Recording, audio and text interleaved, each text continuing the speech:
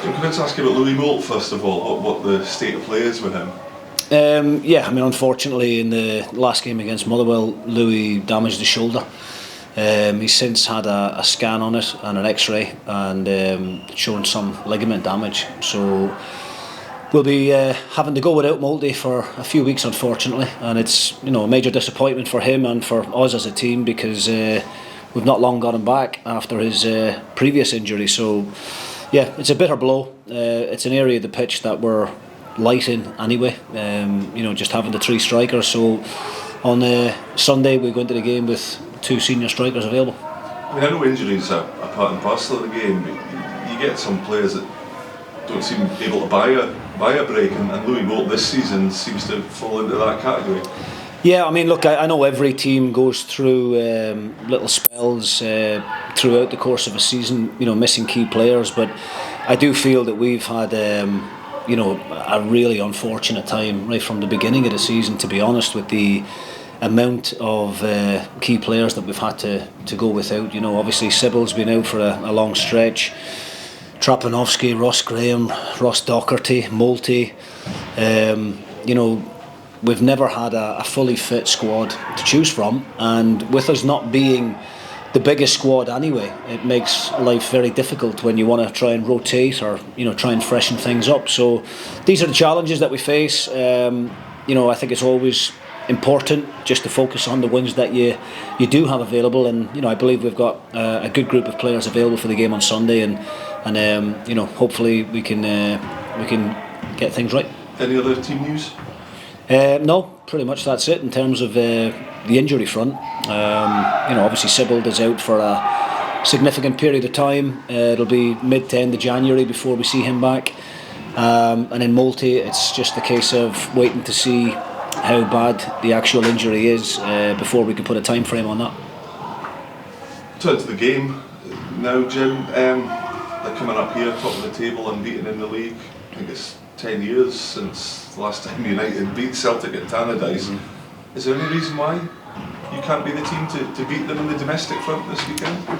Well, I always think you have to go into every game with a positive mindset and a positive attitude, and that's what we're going to try to do. We're very aware of the fact how good a team Celtic are, and you talk about how tight our squad is, but the strength and depth that Celtic have is extraordinary.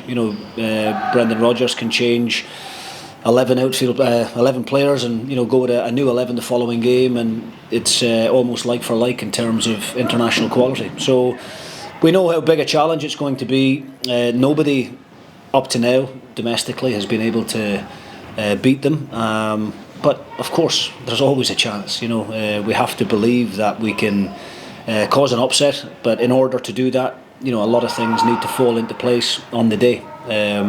Discipline out of possession is probably the biggest factor. That Celtic are probably going to have large spells of being on the ball and trying to deny them space. Concentration levels need to be high, and then when we do get the opportunity to play, we have to be brave on the ball, because they're going to press you with great intensity, but we have to try and exploit areas that we feel where we can cause them one or two problems. And I guess it goes without saying, prior to the last game, and you touched on this yourself in your post-match interview, defensive solidity has been a real key plank of the fine start to the season that you've had. You need to get that back this weekend, don't you?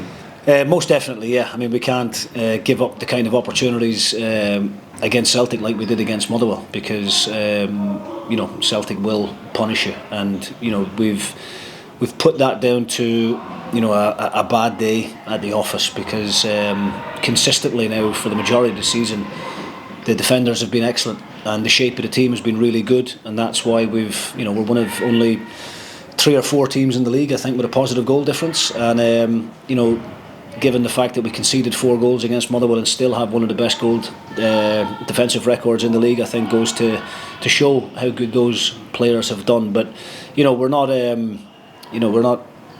understanding of the fact that this is going to be probably the toughest challenge that we've faced all season. We haven't played Celtic yet this year. They ask so many different questions of you all over the park, and it's a game where we have to be at our best in order to get a positive result. You've rightly never been carried away when I've been asking you about the great start to the season and the league position. And I guess when you look at this run of 6 games or so that's coming up, you can see why. Celtic twice in those 6 games, Aberdeen and at Tannadice, you're off to play Dundee at Dens Park. How key a period is this? And this could be the kind of one of those little defining runs of games of the campaign, couldn't it? Yeah, absolutely. I mean, you know, they're all difficult games. However you dress it up, you know, each team causes you, asks you different questions and plays, you know, different systems, and you know you've got to be at your best most weeks to get wins in this league because of how competitive the league is. But you know, we're focusing on Sunday at the moment. We're well aware of how difficult the fixtures are coming up. A lot of games in a short period of time, which is going to test the squad to the maximum, especially with the kind of injuries that we have. But I'm confident that we can come through it in a positive fashion, and we have to believe that we're capable of doing so, because you know we have had a brilliant start, and you know we don't want that to fall by the wayside. Points though, like Celtic looked like they might have had like a little bit of a falter. Has that offered any sort of comfort to you heading into this weekend? Well, I don't know if there's been too many games in the league where Celtic have been, you know, below par. Aberdeen obviously, you know, managed to take a really valuable point away from Parkhead on the day, but in the opening 45 minutes, you know, Celtic had 7 or 8 glorious opportunities, which on another day, you know, could have potentially went in at half time 3 or 4-0 up, and I don't think anybody would have argued. But I think what that Aberdeen fixture showed is that if you can stay in the game and give yourselves an opportunity, and when those goal scoring chances come along, if you're clinical enough, then you can come away with a positive result. So you know we have to believe that that's the case. We know the quality that Celtic have got, and the job that Brendan Rodgers has done is remarkable. I think you know the League Cup win at the weekend there, his 10th trophy in his time as manager of Celtic is extraordinary. So you know they are the best team in the country right now, and I don't think anybody could argue with that. As I said, you know every team has tried to win against them in the league up to now. Nobody's been able to do so, but we have to believe that we might be the team to do it. And we are coming into a busy period, not just for football but also outside of football. How are you and the team preparing for this run of games, and can this run of games maybe be categorised as the make or break for the rest of your season? I wouldn't define it as make or break, but I do think it is a crucial period of the season. A lot of points to play for. You know, a lot of teams, I think, in false positions in the league as well. You know, some of the bigger teams down the bottom there. You know, an opportunity for those teams to put a run of results together as well. But you know, we try and just focus on ourselves. We haven't paid too much attention to the league table. You know, I've always spoke about, you know, getting to the end of January and seeing what the balance of play is then, and that would give you a clearer picture of how the season might pan out. But we've got some important results, some fixtures coming up. We have to pick up points. We have to try and get back to winning ways. As difficult as it's going to be on Sunday, we have to be positive going into it. People talk about it being, you know, a free hit and, you know, massive underdogs, but we can't look at it that way. You know, we're professionals at the end of the day, and we've got to try and come up with a plan that can enable us to get a positive result. And just one more, what's top your Christmas list this year from Santa? Just Christmas is my favourite time of year, and just spending as much time as possible with the family, as difficult as that's going to be with such a congested schedule. But no, just good old family time for me at this time of year is really important. That's the bit that I always like. We were just saying to you, like, it's such a busy time. How do you juggle what is like a really busy time professionally, but also such an important time? Yeah, look, I mean that's the challenge that every manager and every professional sports person has to tackle. You know, all your friends and family are having a great time letting their hair down at this time of year, and we need to remain professional. But I believe it's worth it if you get the positive results at the end of it, and if we can come through this busy period still in the top half of the table, then those sacrifices that we make along the way will certainly be worthwhile. Well, I'll be thinking of you when I have my glass of Christmas. Thank you.